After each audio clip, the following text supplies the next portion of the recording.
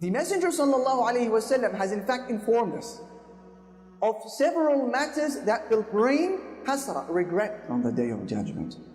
And we will mention just 6 of those today so that we know the roadmap, we know exactly how to prepare and to spare ourselves and our families from the regret of the Day of Regret. What are these 6 things? Number 1, those who do not give Surah Al-Baqarah, chapter 2 of the Quran, its due attention. Isn't that a strange one?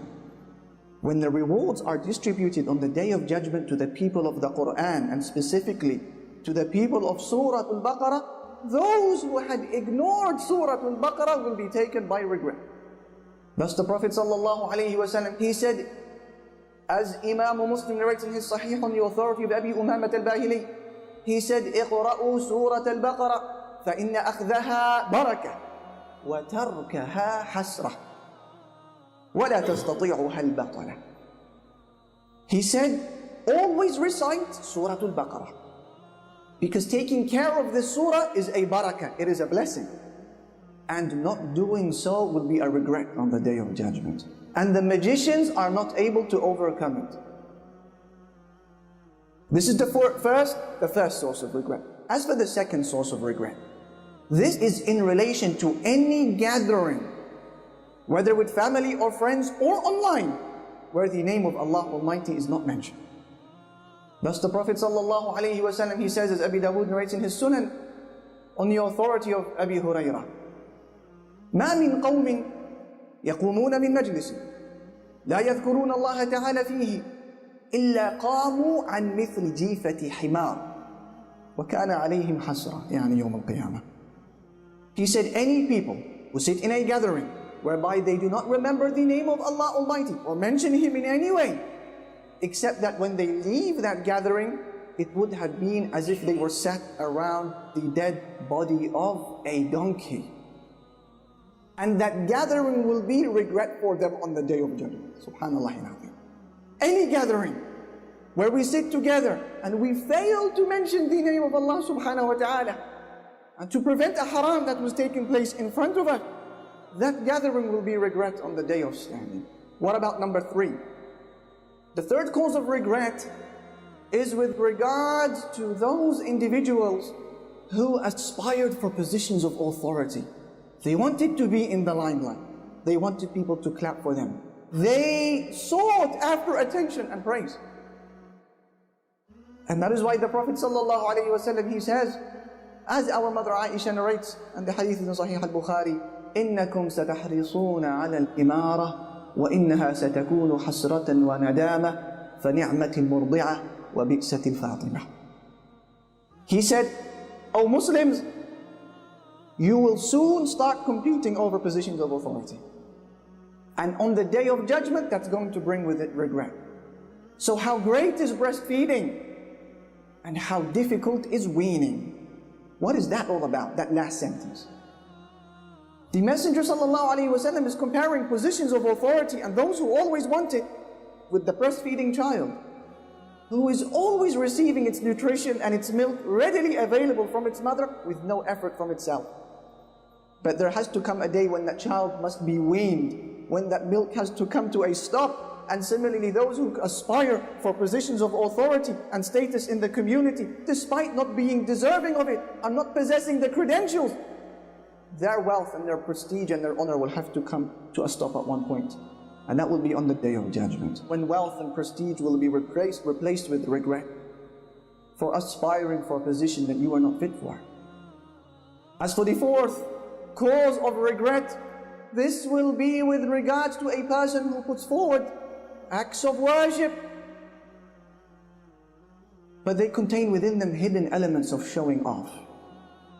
This is a person who has dedicated years upon years of what he called worship, and Quran, and Salah, and Taraweeh, and Qiyam, and fasting, and dhikr, and da'wah, and a flawless hijab, and enjoining good and forbidding evil, and Islamic events, and Islamic reminders, and Islamic posts. And they see these good deeds in the form of mountains on the Day of Judgment, beautiful mountains, and to his horror they begin to crumble before his very eyes.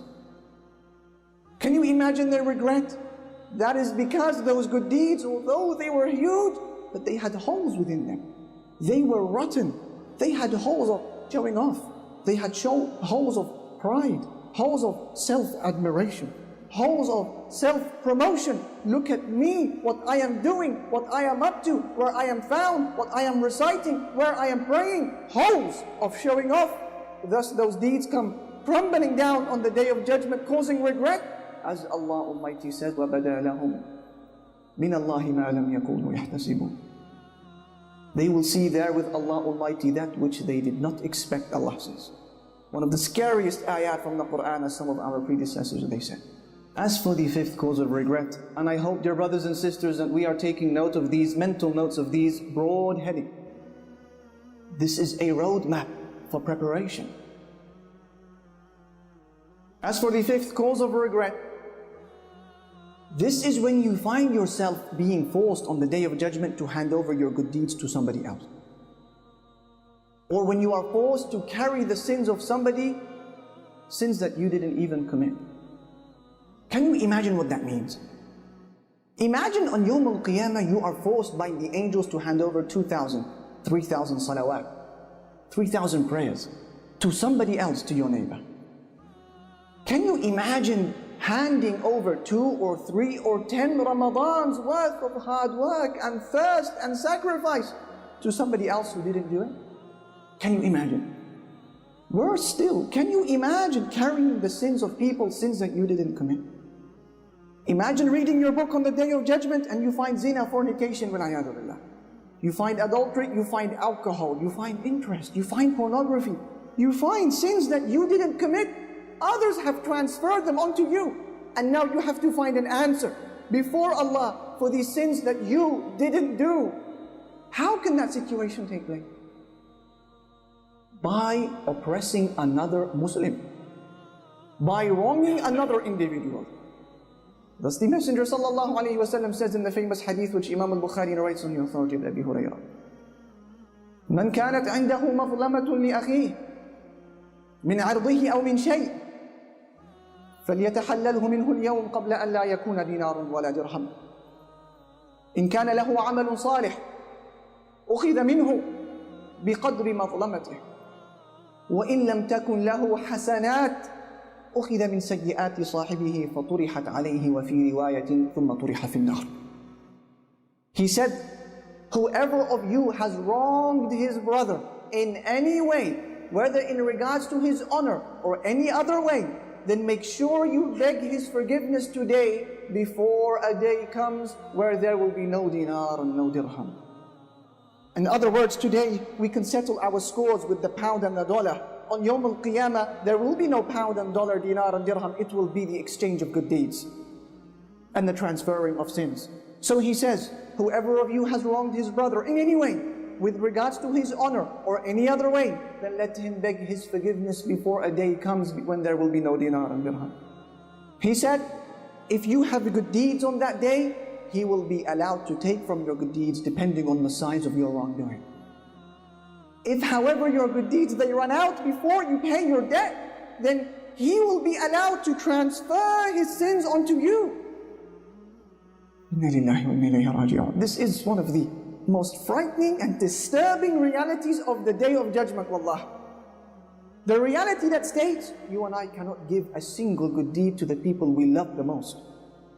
Your mother, your father, your wife, your children, they will ask you and you will refuse because you need that good deed just as much as they do.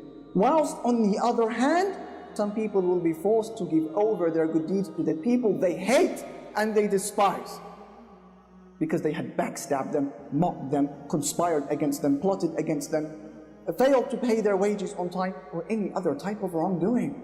He said, let him beg his forgiveness today. This is the cause of regret number 5, the oppression or any wrongdoing towards another individual. We know who they are.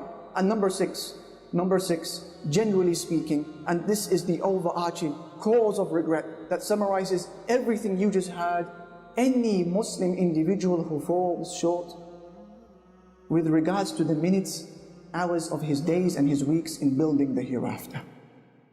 That is going to be a cause of regret.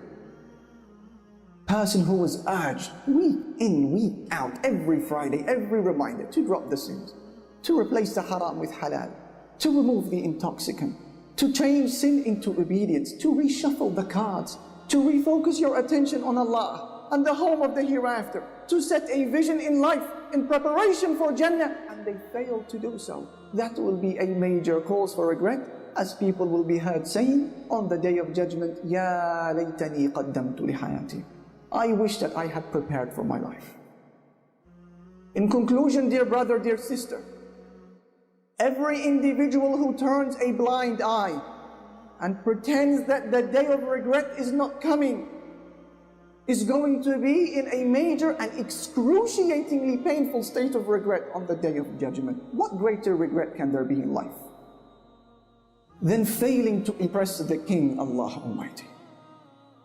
What greater regret can there be in life than failing the exam before the King, Allah, and missing out on the prize that comes with passing the prize of Jannah? What greater regret can there be than that?